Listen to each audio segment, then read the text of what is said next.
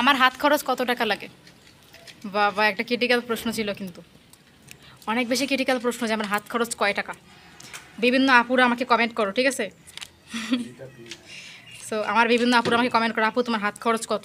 আরে আপু, আমি যদি আমার হাত খরচ বলে যাই তোমরা কী করবা বলো? যাই হোক, তোমরা আমার কাছের লোক, তোমাদেরকে সবটা বলবো। আচ্ছা বসো, তোমাদের সবটা বলবো আর তোমাদেরকে জানাবো যে আমার হাত খরচ সম্পর্কে পাকিস্তানে না, বাংলাদেশে আমার হাত খরচ বেশি ছিল, বিয়ের পরে হাত খরচা কমে গেছে। আমার মনে হয় যে বাংলাদেশে হাত খরচ আমার বেশি, জানি না পাকিস্তানে এসে কমে গেল কেন।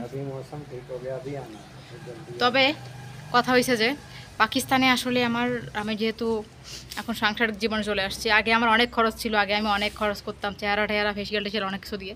তাই পাকিস্তানে আসার পর সব কিছু আমার কমে গেছে, আমি কোনো কিচ্ছু করি না এখন। মানে আমার নিজের কেয়ার বলতে গেলে একেবারেই কম এখন। অনেকেই আমাকে কমেন্টস করে বা আমাকে ভিডিওতে বলে যে আপু তোমার স্কিন কেয়ার রুটিনটা কী? আসলে কিছু করা হয় না তেমন।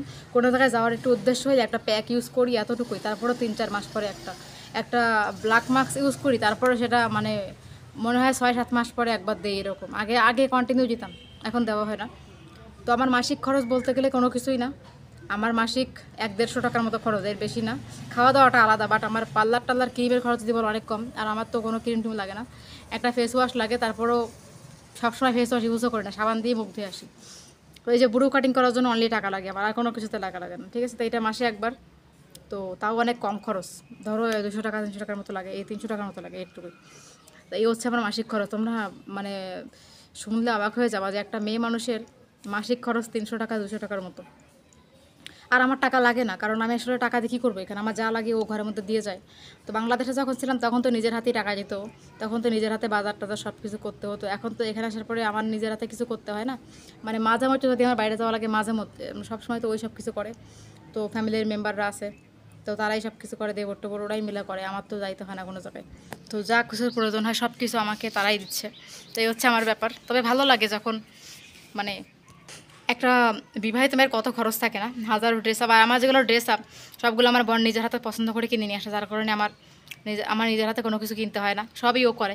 ইনফ্যাক্ট আমার শপিংয়ের বিভিন্ন ড্রেস দেখা যায় আমি নিজের শপিংয়ে খুব কম যাই, ওর যেটা পছন্দ হয় ও নিয়ে আসে। আর ও আমার পছন্দটা অনেক বেশি বুঝে যে আমার কোন কালারটা ভালো লাগবে বা আমার কোন কালারের ড্রেস আমি বেশি পছন্দ করি, সেগুলো বুঝে শুনে নিয়ে আসে। সেগুলো নিয়ে আসে বলেই সে ধরনের ড্রেসগুলো আমি ইউজ করতে পারি, আমার কোনো সমস্যা হয় না।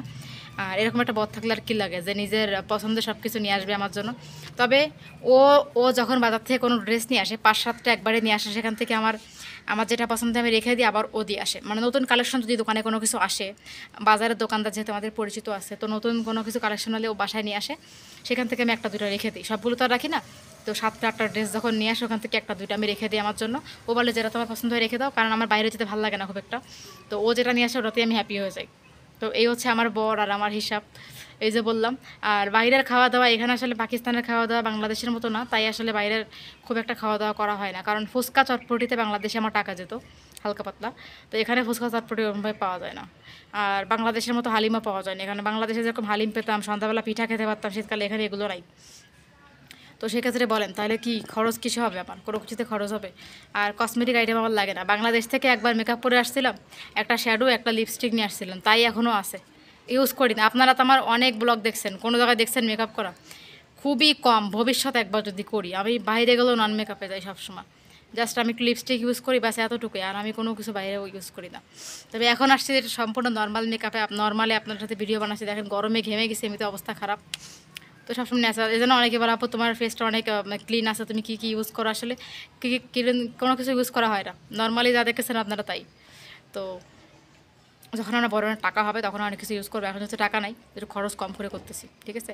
আর আল্লাহ তাআলা যা দিছে সৌন্দর্য অনেক বেশি দিছে, এর থেকে বেশি আর দরকার নেই, এতটুকুতেই চলবে। আর সংসার করতে হলে আসলে চেহারাটা মেন ফ্যাক্টর না, ভালোবাসাটা জরুরি, সুন্দরভাবে মন দিয়ে সংসার করাটা জরুরি। আর আমার বর অনেক বেশি কেয়ার করে আমার, ও কেয়ার করে বলেই আমি এত ভালো আছি, তাই না? আর দুটো মানুষ, একটা মানুষকে যখন এত দূর থেকে আমাকে নিয়ে আসলো বাংলাদেশ থেকে, সেই কষ্ট করে আমার বর পাকিস্তান অব্দি নিয়ে আসলো, এত দূর দেশে 7 সমুদ্রে 13 দিন পাড়ি করে, তো ভালো তো অবশ্যই বাসবে। তো এই জন্য আসলে সংসারে ভালো আছি, শান্তিতে আছি। আর আমার জন্য দোয়া করবেন। যাই হোক তাই হোক, চেহারা যা খুশি হোক ব্যাপার না। অনেকে বলে আপু তুমি কেয়ার করো না তাই, আর আমরা কেয়ার করতে করতে মুখে ব্রণ হয়ে গেছে। আমার মুখে একটা দাগও নাই মাশাল্লাহ, কোনো ব্রণের দাগ নাই। কারণ ওই যে ক্রিম ট্রিম ইউজ করে না বলে কোনো কিছু হয় না। আসলে বাইরের জিনিস যত ইউজ করবেন তত বেশি আপনার স্কিনটা খারাপ হয়ে যাবে। তো এগুলো না ইউজ করাটাই বেটার। সবসময় চেষ্টা করবেন নিজের স্কিনটাকে ফ্রেশ রাখতে, আর লুক ভালো ফ্রেশ রাখতে। সবসময় স্কিনে যত্ন নেবেন, সাবান ফেস ওয়াশ এগুলো দিবেন, বাট বাইরের ক্রিম থেকে একটু নিজেদেরকে সেফ রাখবেন। তো আমার খরচ জানাই দিলাম, আপনাদের মাসিক খরচ কত জানাই দিবেন।